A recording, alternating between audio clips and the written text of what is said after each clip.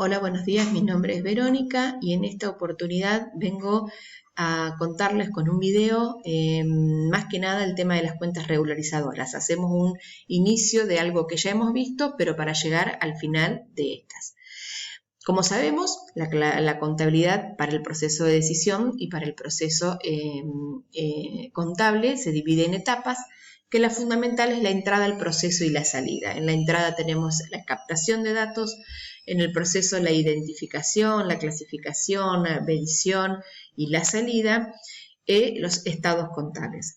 Todos sabemos que para este proceso de clasificación y de registración lo que se utiliza en la contabilidad son las denominadas cuentas contables, que son los instrumentos que permiten representar contablemente la composición del patrimonio y a su vez son unidades formales de registración, es decir, que van a captar todas las variables homogéneas de cada uno de los hechos económicos que se revelan y que por tal tienen que ser registrados. En definitiva, las variaciones patrimoniales que se revelan a través del proceso contable deben ser registradas en un proceso de registración a través de las cuentas.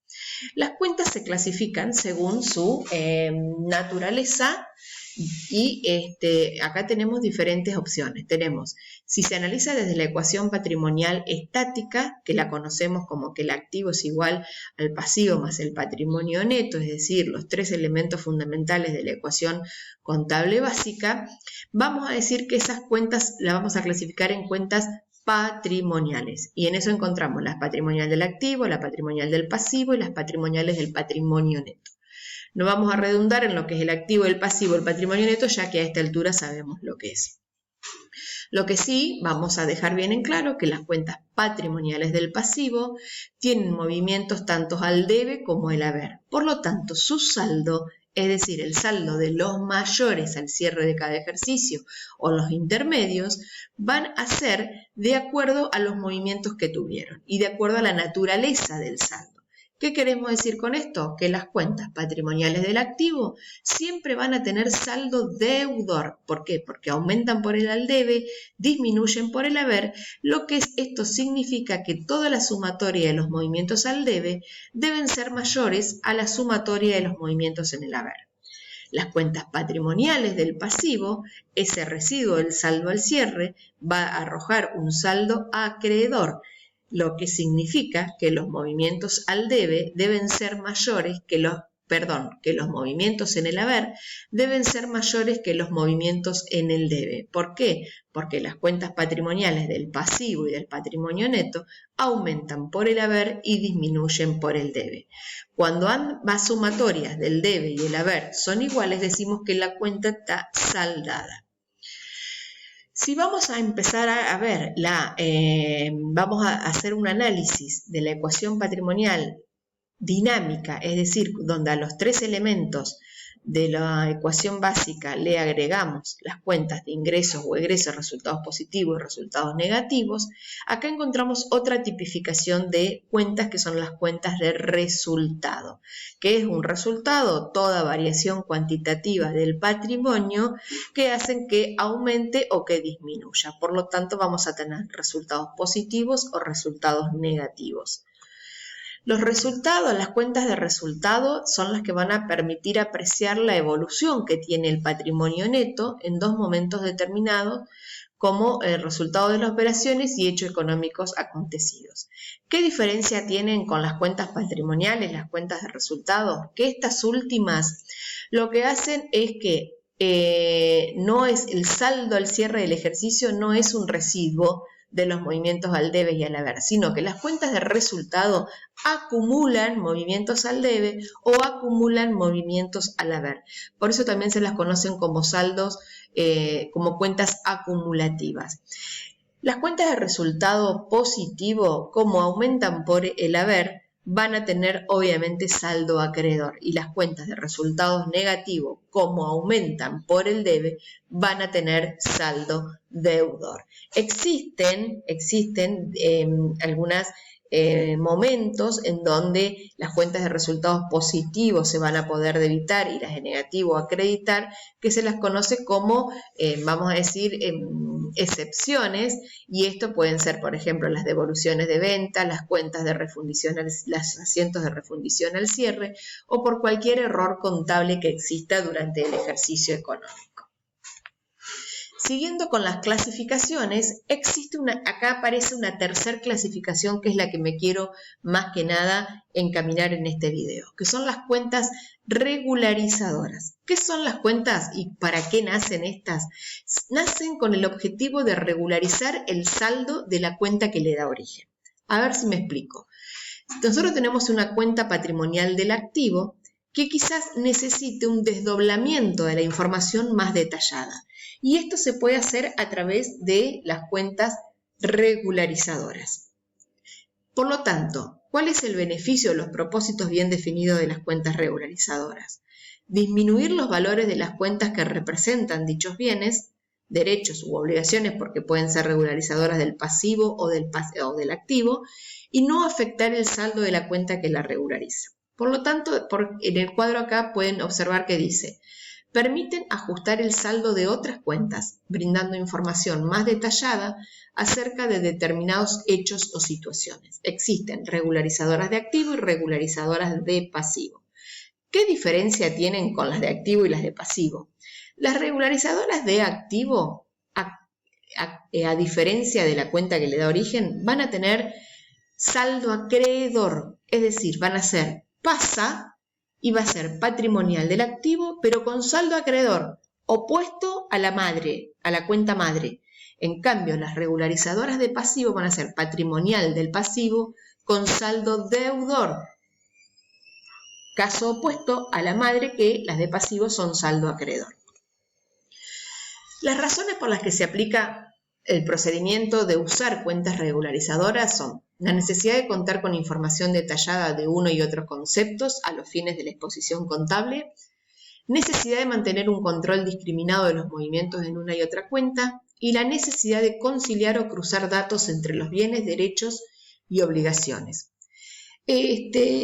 Vamos más que nada para explicar, esto es un poco un resumen de las reglas básicas para el uso de las cuentas, que lo voy a pasar para que ustedes los vean, que esto ya lo hemos visto, y voy directamente al ejemplo de las cuentas regularizadoras. Como dijimos, el objetivo es ajustar cuentas contrables y también se las conoce como contracuentas, ya que se utilizan de forma opuesta a las cuentas que acompañan. Como pueden observar acá, patrimonial del activo, pero en este caso es saldo acreedor, las pasas, y dice que de todo lo que hemos visto hasta ahora sabemos que las cuentas de activo aumentan por el debe, disminuyen por el haber, pero las regularizadoras de activo van a actuar en contrario, es decir, van a aumentar por el haber y van a disminuir por el debe. Un ejemplo bien claro son las depreciaciones de bienes de uso, las previsiones para deudores incobrables y las ventas a plazos con intereses, de las cuales vamos a ver ejemplos. Vamos al ejemplo de la depreciación de bien de uso.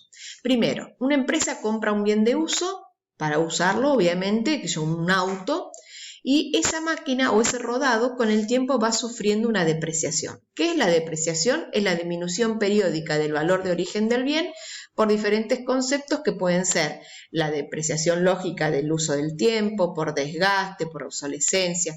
Bueno, eso lo vamos a ver más adelante. En principio es la disminución periódica del valor.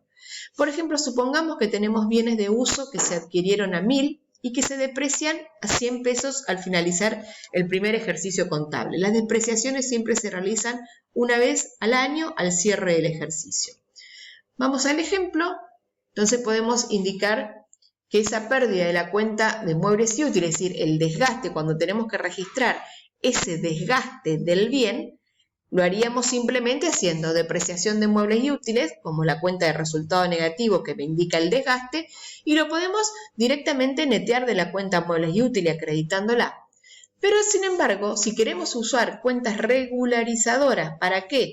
Para obtener un mejor detalle y que nuestro mayor de cuenta de muebles y útiles no se modifique, así sabemos bien cuál fue el valor de origen, podemos usar que todo ese desgaste, toda esa pérdida del valor, lo llevemos como control en una cuenta separada. Entonces, cuando queremos hacer la registración de esa regularizadora, vamos a cambiar el asiento que vimos arriba por depreciación muebles y útiles, en donde registramos la pérdida del valor por el desgaste, a depreciación acumulada muebles y útiles. Y fíjense que ahí estoy dándole inicio a una cuenta regularizadora del activo, fíjense que les aclaro, patrimonial del activo, pero con saldo acreedor. Es decir, sentido contrario a la que le dio origen. ¿Y quién le dio origen a esa pasa que estoy iniciando hoy en el haber? Muebles y útiles. De esta forma, dice, para conocer el valor real de los activos, al saldo de la cuenta bienes de uso, debemos restar el saldo de la cuenta amortizaciones acumuladas. Vamos a ver cómo nos quedarían los mayores, fíjense cómo nos quedarían las mayores del principal y de la regularizadora.